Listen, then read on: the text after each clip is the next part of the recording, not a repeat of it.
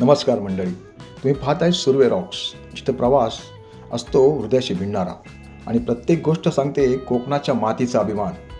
इथं इतिहास सांगतो किल्ल्याच्या तटावरून आणि भावना उमटतात कोकणाच्या लाटांवरून. स्वागत आहे तुमचं सुर्वे रॉक्सवर.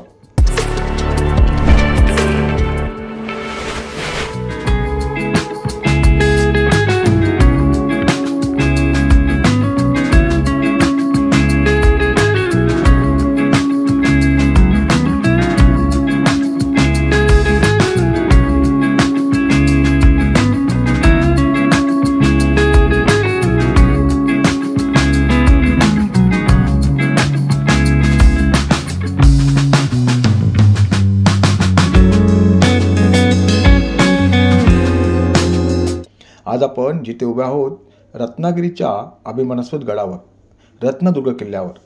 चला तर मग तुम्हाला घेऊन जातो या ऐतिहासिक, निसर्गरम्य आणि दैवत्वाने भरलेल्या जागेच्या फेरफटक्यावर. सुरुवात होते इथल्या प्राचीन प्रवेशद्वारापासून. कधी काळी हेच ते ठिकाण जिथून मराठा सुभेदार आणि सैनिक गडात प्रवेश करत असत.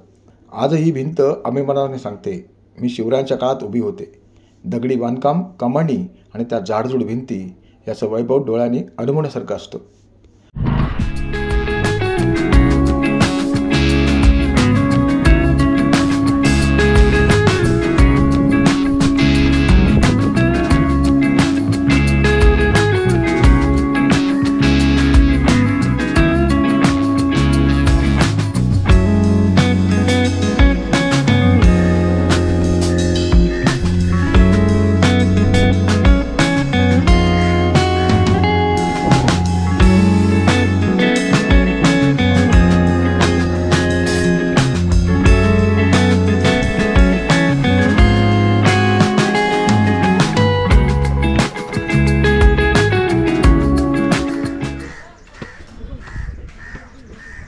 नमस्कार, मी सुदर्शन सुर्वे, सुर्वे रॉक्स या आपल्या यूट्यूब चॅनलवर मी आपल्या सर्वांचे स्वागत करतो.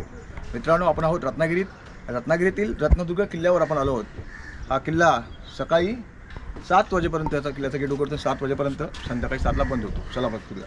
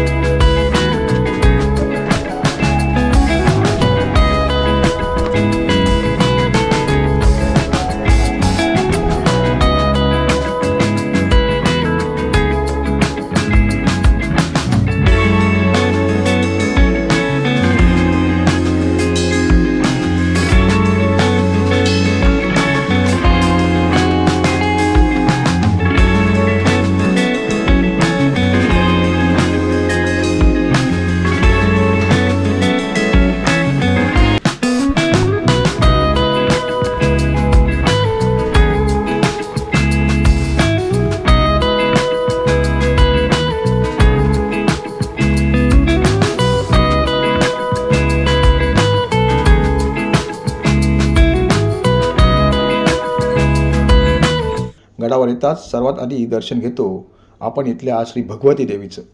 ही देवी रत्नदुर्गची कुलदेवी मानली जाते. आजही नवरात्रात हजारो भाविक इथे येतात. फुलांची सजावट, दिव्यांची आरास आणि भक्तीचा उत्सव.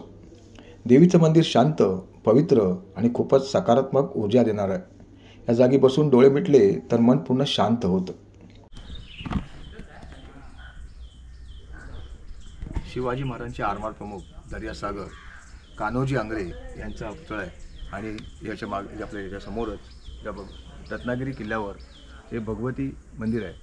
किल्ले रत्नागिरी इथे असलेलं हे भगवती मातेचं मंदिर आणि हा आजूबाजूचा परिसर तो आपण फिरणार आहोत. त्यासाठी हा व्हिडिओ शेवटपर्यंत नक्की पहा. आता आपण आलो आहोत गडाच्या मुख्य बुरुजावर. इथून दिसतो सगळा रत्नागिरीचा समुद्र किनारा, अथांग सागर, फेसाळणाऱ्या लाटा, दूरवर जाणाऱ्या बोटी. नजून निसर्गाचं जिवंत चित्र समोर उभं राहिलं. इथून पूर्वी सागरमार्ग येणाऱ्या शत्रूवर नजर ठेवली जायची. आज आपण इथं उभा आहोत, पण काळजी करू नका, आता सागर फक्त सौंदर्य देतो. गडाची रचना घोड्याच्या नालासारखी आहे. 3 बाजूनी खोल समुद्र आणि मागे गडावर चढण्यासाठी असलेली वाट. गडावरून फिरताना आपल्याला दिसतात अनेक लहान लहान टाके, गोदामांच्या खुणा आणि काही भग्न वास्तू, ज्या कधी काळी उपयोगी ठरल्या असतील. इथून सूर्य उतरतो ते दृश्य अवर्णनीय आहे. गडाच्या खाली उतरलं की लगेच लागतो रत्नागिरी शहर. तिथून अवघ्या काही मिनिटात इथं येता येतं.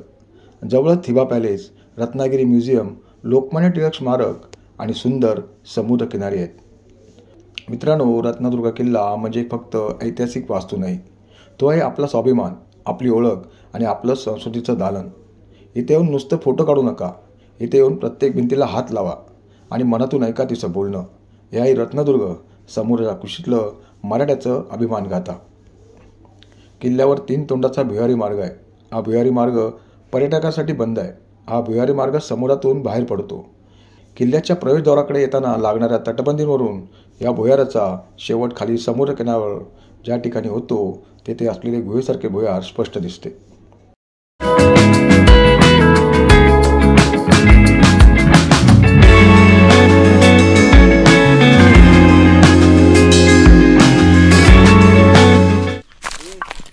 बघितलं तर हे इथे बघा, इथे ही विहीर आहे आणि इथे ही भुयार आहे.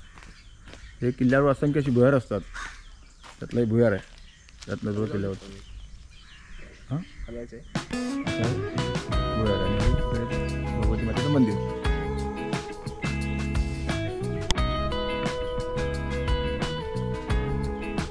किल्ल्यावरचं हे अजून एक मंदिर, देव खंडोबा.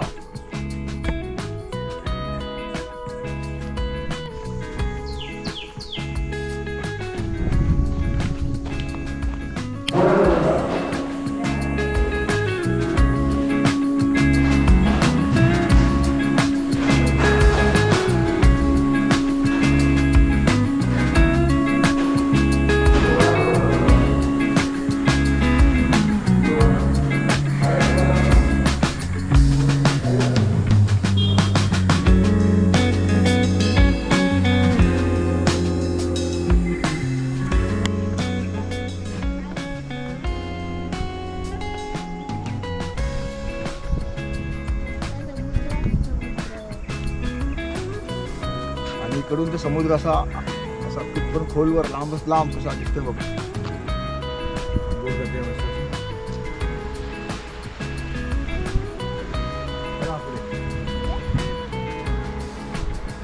इगल गेला, इगल.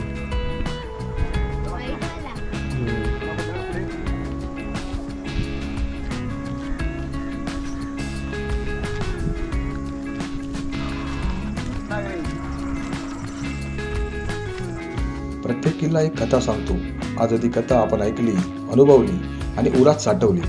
पुन्हा भेटूया अशाच एका इतिहास गाथेसोबत सुरू आहे रॉक्सवर.